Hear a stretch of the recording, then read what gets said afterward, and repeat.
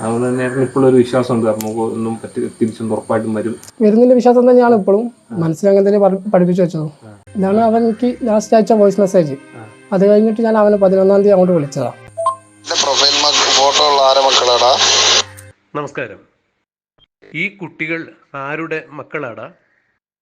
കർണാടക അങ്കോളയിൽ ഷിരൂരിൽ കുന്നിടിച്ച് കാണാതെയായ അർജുൻ അവസാനമായി തൻ്റെ സുഹൃത്തിനയച്ച ശബ്ദ സന്ദേശം ഇതായിരുന്നു.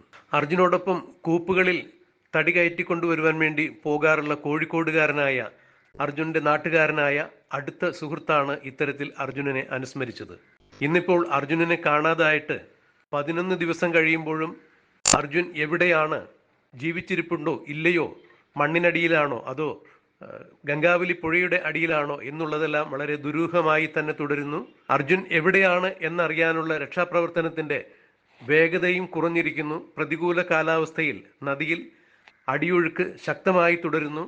ഏതാണ്ട് 13 കിലോമീറ്റർ മുതൽ 15 കിലോമീറ്റർ വേഗത്തിലാണ് ഗംഗാവലി പുഴയുടെ അടിത്തട്ടിലുള്ള ഒഴുക്ക് എന്നാണ് രക്ഷാപ്രവർത്തകർ പറയുന്നത്. അതുകൊണ്ട് തന്നെ നേവിയുടെ അതിവിദഗ്ധരായ മുങ്ങൽ വിദഗ്ധർക്ക് അങ്ങോട്ടേക്ക് അടുക്കാൻ പോലും സാധിക്കുന്നില്ല. ഗംഗാവലി പുഴയിൽ അർജുൻ ലോറി പാർക്ക് ചെയ്തിരുന്നു എന്ന് പറയുന്ന സ്ഥലത്ത് നിന്നും ഏതാണ്ട് 200 മീറ്റർ മാറി പുഴയുടെ അടിത്തട്ടിൽ രൂപം കൊണ്ട കുന്നിടിഞ്ഞു വീണ മൺകൂനയിൽ ചെളിക്കൂനയിൽ അർജുൻ ഓടിച്ചിരുന്ന ഭാരത് ബെൻസിന്റെ ലോറി തലകുത്തിനെ കിടക്കുന്നുണ്ട് എന്നാണ് ഇന്നലെ പുറത്തു വന്ന വർത്തമാനങ്ങൾ. എന്നാൽ ഡ്രോൺ ഉപയോഗിച്ച് നടത്തിയ വിശദമായ പരിശോധനയിൽ ആ വണ്ടിയുടെ ക്യാബിനിൽ അർജുൻ ഇല്ല, ഒരു മനുഷ്യജീവിയുടെ സാന്നിധ്യം അടയാളപ്പെടുത്തുന്നില്ല എന്ന് തന്നെയുള്ള വേദനാജനകമായ റിപ്പോർട്ടുകളാണ് നമുക്ക് കിട്ടിക്കൊണ്ടിരുന്നത്. ഈ വിവരം കോടിക്കണക്കിന് ആളുകൾ അർജുൻ ജീവനോടുകൂടി തിരിച്ചു വരണേ എന്ന് പ്രാർത്ഥിക്കുന്ന ആളുകൾക്ക് വലിയ തിരിച്ചടി തന്നെയായിരുന്നു. എന്നാൽ ഇപ്പോഴും എവിടെയൊക്കെയോ ഒരു ആശാകിരണം അവശേഷിക്കുന്നുണ്ട്.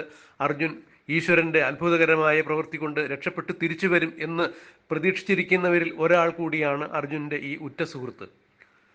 അർജുൻ്റെ തിരോധാനത്തെ തുടർന്ന് ഒരു മാധ്യമത്തിന് നൽകിയ അഭിമുഖത്തിലാണ് വളരെ വ്യസനത്തോടുകൂടി ഈ സുഹൃത്ത് ഇത്തരം കാര്യങ്ങൾ പങ്കുവച്ചത്.